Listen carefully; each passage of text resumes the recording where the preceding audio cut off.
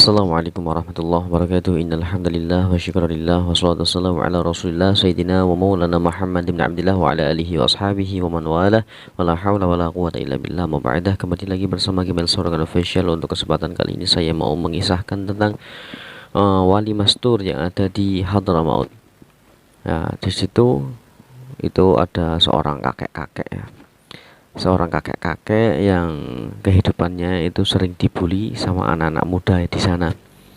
Ya, dirinya itu kan sering sekali ke masjid. Ya, setiap di masjid itu sering banget dibully sama para pemuda. Setiap harinya itu dibully, tetapi beliau itu nggak pernah membalas dan tidak pernah mengucapkan apapun. Pokoknya terima saja digitu-gitukan. Dia itu sudah orang tua ya, umurnya udah 70-an tahun ke atas, sudah sangat tua. Menurut kita sudah sangat tua. Dan berjalannya itu susah, itu pakai tongkat kalau berjalan. Ya sudah tua lah, udah umurnya segitu. Nah, suatu ketika itu kan suatu ketika itu jamaahnya itu nggak ada imamnya lah, nggak ada imam, dan di situ cari orang yang paling tua di antara mereka nggak ada. Yang ada cuman ada kakek-kakek itu, dan akhirnya orang-orang memaksanya menjadi imam dan dia nggak mau digendong lah karena itu sering dibully. Akhirnya digendong sama para muda-mudi di sana, dan semua orang di sana itu sepakat bahwasanya yang menjadi imam itu adalah kakek-kakek ini. Dan beliau itu akhirnya dijadikan sebagai imam dan menjadi imam. Waktu itu sholatnya kebetulan sholat jahar, yaitu Allahu Akbar, Bismillahirrahmanirrahim, Alhamdulillahirabbil alamin, sampai waladhdallin, amin. Gitu. Waktu mengucapkan Alhamdulillahirabbil alamin itu orangnya nggak ada, tapi suaranya masih ada. Setelah ruku kelihatan lagi.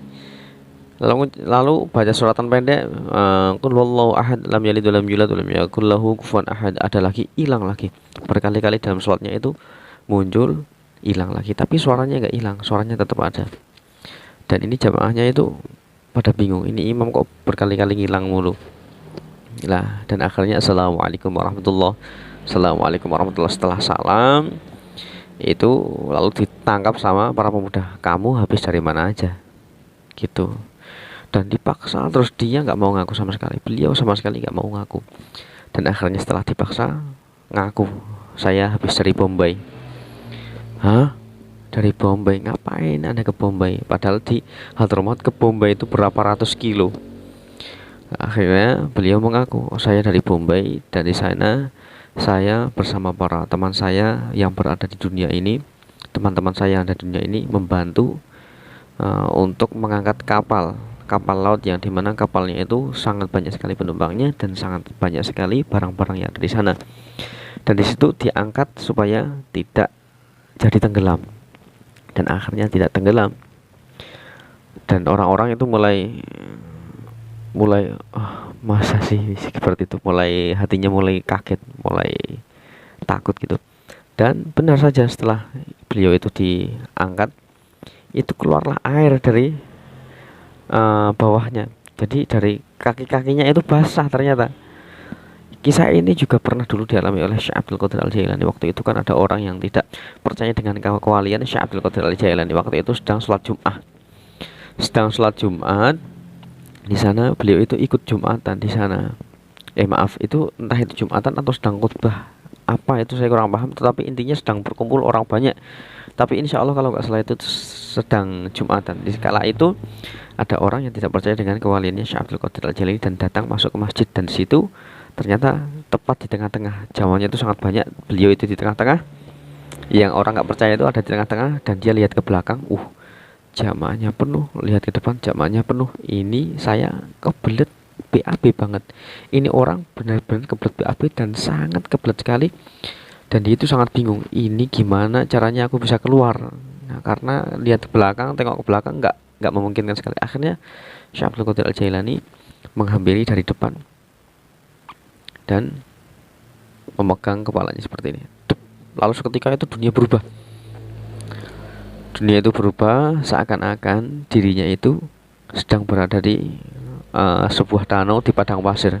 Di situ sangat indah sekali pemandangannya. Di situ beliau itu buang air besar, terus wudhu, terus dirinya itu tiba-tiba sudah berada lagi di masjid tersebut dalam keadaan tangan yang tempat asarnya wudhu itu semuanya masih basah semua.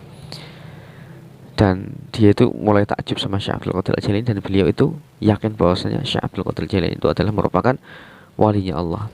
Lalu akhirnya beliau itu suatu ketika itu kan sedang mau berniaga, mau keluar dari kota tersebut, sedang keluar dan membawa bekal-bekal dan sebagainya. Lah beliau itu melewati tempat yang pernah dia singgahi waktu itu. Setelah sampai sana, benar saja, loh, ini tempat saya kok, yang kemarin saya kesini dan di situ ada kunci. Loh, ini kunci yang dari kemarin saya cari ternyata di sini. Akhirnya beliau sangat yakin bahwasanya Syekh Abdul Qadir Al-Jailani itu merupakan walinya Allah, dan itu masya Allah sekali bahwasanya kita jangan menyepelekan seorang siapapun. Kalau untuk Syekh Abdul Qadir Al-Jailani itu sudah sangat masyhur kewaliannya. Kalau orang yang ini ya seolah-olah itu sedang sholat, tetapi dia itu sedang susah payah mengangkat kapal di suatu negara yang lain, di Bombay loh, nggak main-main. Dari Yaman ke Bombay itu berapa kilo. Dan di Hadramaut itu nggak sedikit orang yang bisa seperti itu. Kayaknya orangnya biasanya di pasar jualan, tukang sapu, tetapi itu bisa membantu sana membantu sini gitu, karena itu sudah termasuk tugasnya para wali. Dan itu sehabis itu kakek-kakek yang habis diinterogasi pemuda itu kan dilepaskan. Setelah pulang itu, setelah 1 hari beliau itu sudah nggak ada lagi dan nggak pernah muncul lagi. Ternyata beliau meninggal.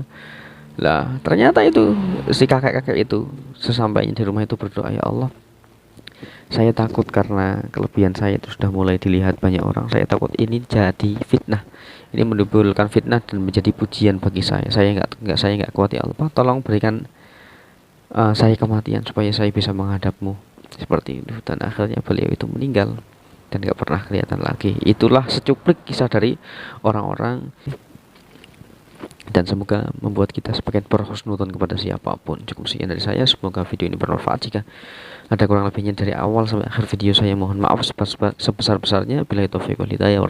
Wassalamualaikum warahmatullahi wabarakatuh.